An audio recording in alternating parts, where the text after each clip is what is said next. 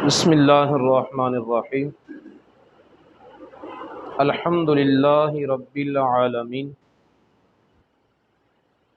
والعاقبۃ للمتقین والصلاة والسلام علی سید الانبیاء وخاتم المرسلین وعلی آلہ واصحابہ اجمعین، اما بعد۔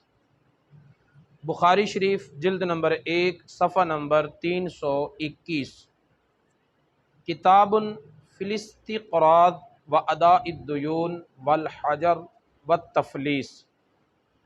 امام بخاری علیہ الرحمہ نے ایک کتاب کا عنوان رکھا ہے قرض لینا، قرض ادا کرنا، کسی کو کسی چیز میں تصرف کرنے سے منع کر دینا، اور کسی شخص کے مفلس ہونے کا حکم لگانا۔ اس بیان میں سب سے پہلا باب ہے من اشتری بالدین ولیس عنده ثمنه او لیس بحضرته، ادھار کوئی چیز خریدنا اس وجہ سے کہ قیمت ہے نہیں، یا جس وقت وہ خرید رہا ہے اس وقت اس کے پاس نہیں ہے، صحیح لیکن گھر میں ابھی موقع پر موجود نہیں۔ اس میں امام بخاری علیہ الرحمہ نے حدیث ذکر کی ہے حضرت جابر بن عبداللہ انصاری رضی اللہ تعالی عنہ کی۔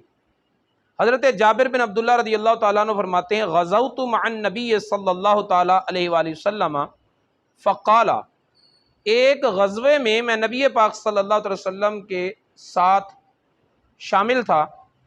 رسول اللہ صلی اللہ علیہ وسلم نے فرمایا کیف تری بعیرک اتبیعنی، اے جابر تیرا اونٹ کیسا ہے، تو یہ اونٹ مجھے بیچتا نہیں؟ حضرت جابر بن عبداللہ فرماتے ہیں قلت نعم، میں نے کہا ہاں یا رسول اللہ، فبعتہ ایاہ، تو میں نے وہ اونٹ نبی پاک صلی اللہ علیہ وسلم کو بیچ دیا، وہیں بیچ دیا۔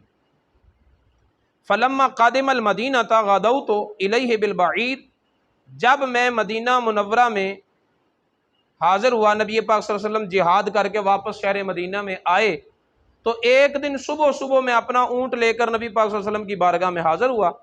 فاعطانی ثمنہ، تو نبی پاک صلی اللہ علیہ وسلم نے مجھے اس اونٹ کی قیمت عطا فرما دی، یعنی جس وقت نبی پاک صلی اللہ علیہ وسلم نے خریدا تھا اس وقت ادھار خریدا تھا، اور بعد میں پھر مدینہ منورہ میں آ کر اس کی قیمت ادا فرما دی، جس سے یہ پتہ چلا کہ ضرورت کی بنا پر ادھار چیز لینا جائز ہے، اس میں حرج کوئی نہیں۔ لیکن یہ حدیث مبارکہ مکمل اتنی نہیں ہے، پچھلے ابواب میں مکمل حدیث شریف حضرت جابر بن عبداللہ کی گزر چکی ہے، جس کا خلاصہ یہ ہے کہ نبی پاک صلی اللہ تعالی وسلم جہاد پر جا رہے تھے، جابر بن عبداللہ رضی اللہ تعالیٰ عنہ بھی شامل جہاد تھے، آپ کا اونٹ تھا ماڑا، چلتا تھا آہستہ آہستہ، پیچھے رہ گئے۔ نبی پاک صلی اللہ علیہ وسلم نے حضرت جابر بن عبداللہ سے پوچھا جابر کیا وجہ ہے، تم پیچھے پیچھے کیوں آ رہے ہو؟ عرض کی یا رسول اللہ اونٹ کمزور ہے، تیز چل نہیں سکتا، اس لیے میں پیچھے پیچھے آ رہا ہوں۔ اس سے ایک تو یہ پتہ چلا کہ نبی پاک صلی اللہ علیہ وسلم اگرچہ سالار لشکر تھے، لیکن اس لشکر میں سب سے پیچھے پیچھے آنے والے مجاہد کا بھی آپ اسی طرح خیال رکھ رہے تھے جیسے اگلی صفوں کے مجاہدین کا خیال رکھتے ہیں۔ تو جابر بن عبداللہ سے پوچھا کہ پیچھے پیچھے کیوں آ رہے ہو؟ عرض کی یا رسول اللہ اونٹ کمزور ہے، تیز نہیں چل سکتا۔ نبی پاک صلی اللہ علیہ وسلم نے اپنے ہاتھوں میں پکڑی ہوئی چھڑی اس اونٹ کو لگائی۔ حضرت جابر فرماتے ہیں پھر اونٹ کی رفتار اتنی تیز ہو گئی کہ میں اسے روکتا تھا کہ رسول اللہ کے اونٹ سے آگے نہ بڑھے۔ یہ نبی پاک صلی اللہ علیہ وسلم کی ایک شان اعجازی ہے، معجزہ ہے آپ کا۔ آپ نے اپنی چھڑی اس اونٹ کے لگائی، اونٹ کی کیفیت ہی بدل گئی، رنگ روپ بھی بدل گیا، اور اس کی رفتار بھی بدل گئی۔ پہلے چلتا تھا تو سب سے پیچھے، اب حضرت جابر فرماتے ہیں کہ میں اسے روکتا تھا کہ رسول اللہ صلی اللہ علیہ وسلم کی سواری سے آگے نہ نکل جائے، اتنی تبدیلی آ گئی۔ اب نبی پاک صلی اللہ علیہ وسلم نے فرمایا کہ جابر یہ اونٹ بیچتا نہیں؟ عرض کی یا رسول اللہ ہے ہی آپ کا؟ فرمایا نہیں، میں نے خریدنا ہے۔ اچھا یا رسول اللہ اگر خریدنا ہے تو آپ خرید لیں۔ نبی پاک صلی اللہ علیہ وسلم نے فرمایا یہ اونٹ میرا، اس کی اتنی چاندی اس کی قیمت میں تجھے ادا کروں گا مدینے میں جا کر۔ ابھی اونٹ آپ نے قبضے میں نہیں لیا، قبضہ اس پر جابر بن عبداللہ کا ہی ہے، لیکن اونٹ خرید لیا نبی پاک صلی اللہ علیہ وسلم نے، اب یہ اونٹ رسول اللہ کا ہو گیا۔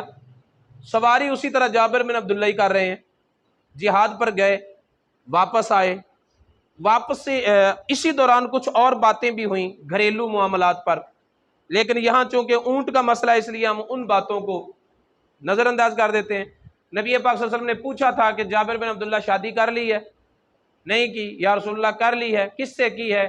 کنواری لڑکی سے کی ہے یا شادی شدہ عورت سے کی ہے؟ یا رسول اللہ شادی شدہ عورت سے کی ہے۔ فرمایا تو نے کنواری لڑکی سے شادی کیوں نہیں کی؟ وہ تجھ سے کھیلتی، تو اس سے کھیلتا۔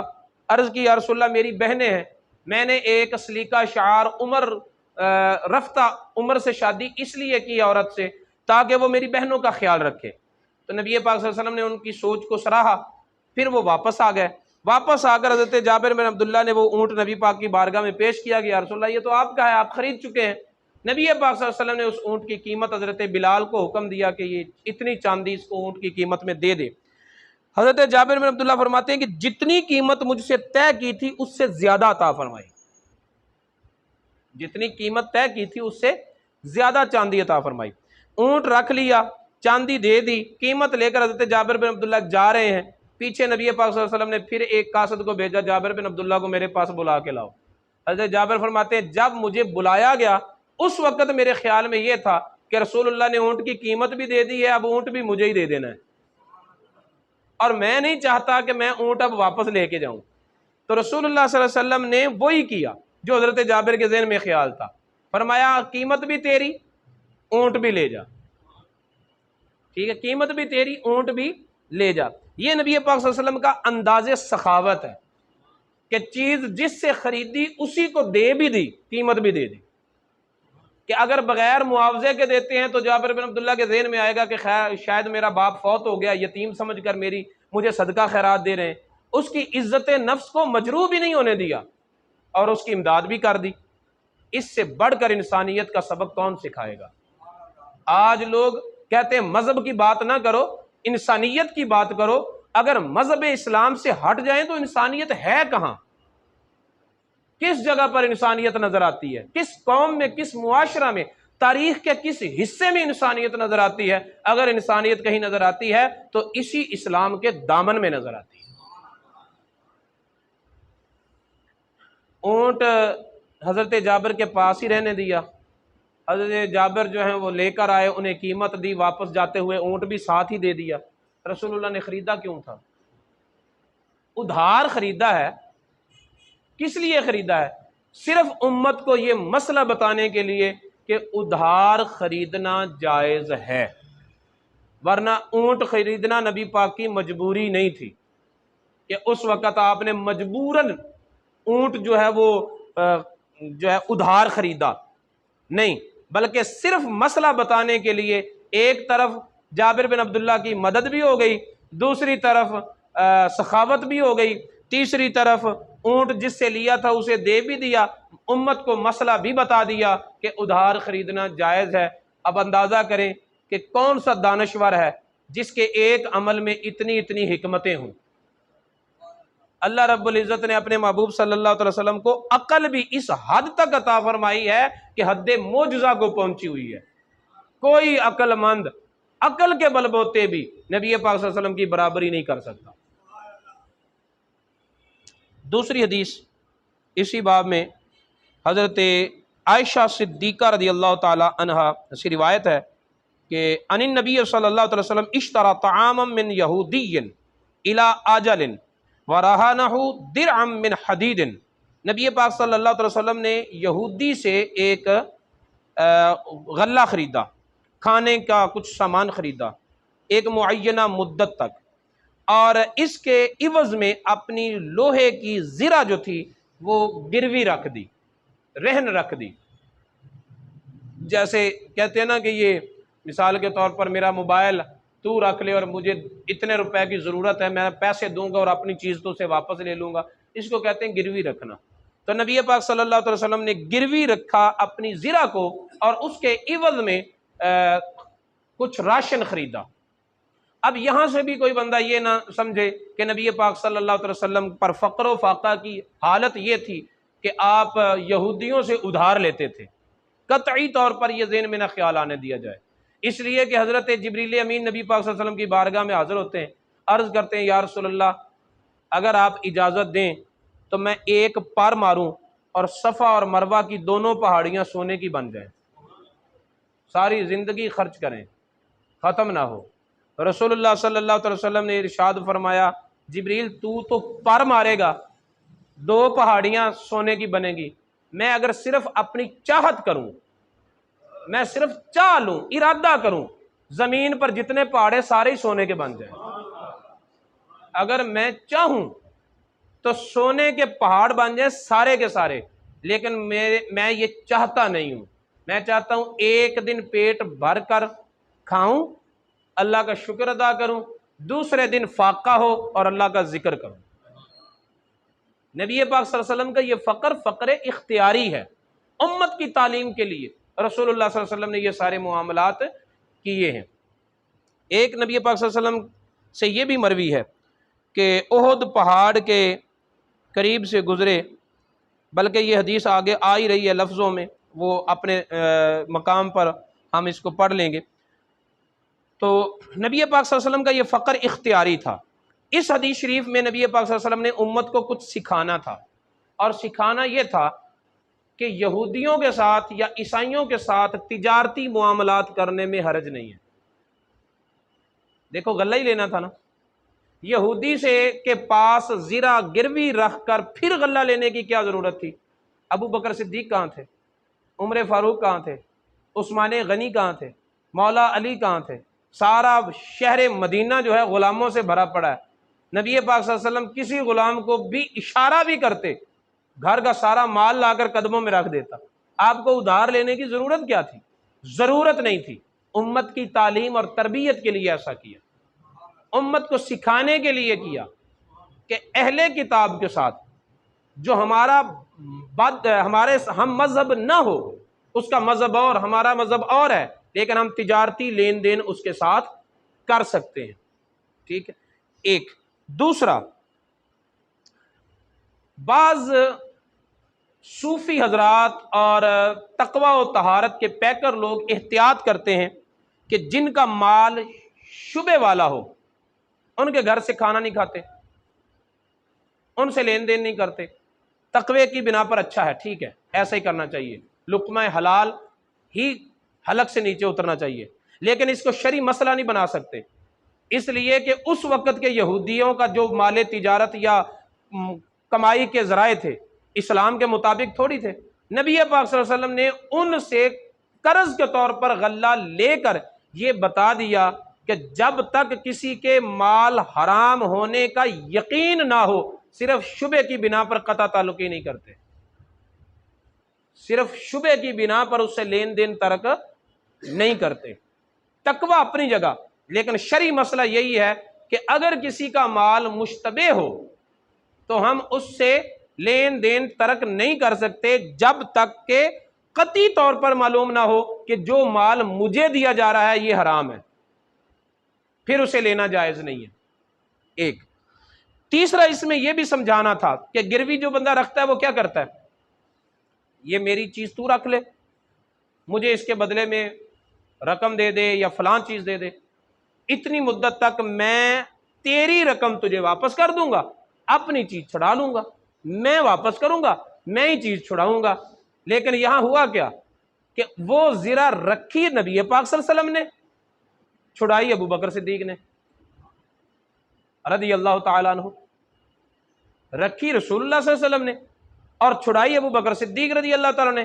گویا کہ نبی پاک صلی اللہ علیہ وسلم امت کو یہ پیغام دینا چاہتے تھے کہ ابو بکر کا کرنا میرا کرنا ہی ہے، میرا اور ابو بکر صدیق رضی اللہ تعالیٰ عنہ کا یہ ایسا رابطہ، تعلق اور کانٹیکٹ اور قرب ہے کہ جو ابو بکر کرے گا ایسے ہی ہے جیسے میں کر رہا ہوں۔ تو جب یہ اتحاد اور یہ باہمی محبت اور قرب کا یہ درجہ نبی پاک صلی اللہ علیہ وسلم اپنی امت کو سکھا کے گئے ہیں، تو پھر ہمیں اس یار غار کے احترام میں بال برابر بھی کمی نہیں آنے دینی چاہیے، اور سمجھنا چاہیے کہ جو بندہ ابو بکر صدیق رضی اللہ تعالی عنہ کی طرف انگلی اٹھا رہا ہے گویا کہ وہ رسول اللہ صلی اللہ علیہ وسلم کی طرف انگلی اٹھا رہا ہے۔ اگلی حدیث حضرت ابو ہریرہ رضی اللہ تعالیٰ عنہ سے روایت ہے، اور باب کا عنوان امام بخاری نے باندھا ہے، باب من اخذ اموال الناس یرید اداءها او اتلافها۔ کوئی بندہ لوگوں سے مال لیتا ہے اور لیتے ہوئے اس مال کو واپس کرنے کی نیت رکھتا ہے یا ہضم کرنے کا ارادہ رکھتا ہے، کس ارادے سے لوگوں کا مال لیتا ہے، اس کے بارے میں حدیث ہے۔ حضرت ابو ہریرہ رضی اللہ تعالیٰ عنہ فرماتے ہیں کہ نبی پاک صلی اللہ تعالیٰ علیہ وآلہ وسلم نے ارشاد فرمایا، من اخذ اموال الناس یرید اداءها عد اللہ عنہ۔ جو کوئی بندہ کسی سے مال لے، پیسے لے، قرض لے یا کوئی ادھار چیز لے، اور اس کا ارادہ یہ ہے کہ مجھے اللہ تعالیٰ نے توفیق دی تو میں نے اس کا قرض ادا کرنا ہے، ارادہ یہ ہے کہ میں نے اس کا مال اسے واپس دینا ہے، اللہ تعالیٰ اسباب پیدا فرما دے گا اور اس کا قرض ادا کر دے گا، اللہ تعالیٰ اسے قرض کے بوجھ سے نکال لے گا، اس کے ہاتھوں قرضہ ادا ہو جائے گا۔ وَمَنْ أَخَذَ يُرِيدُ إِتْلَافَهَا أَتْلَفَهُ اللَّهُ۔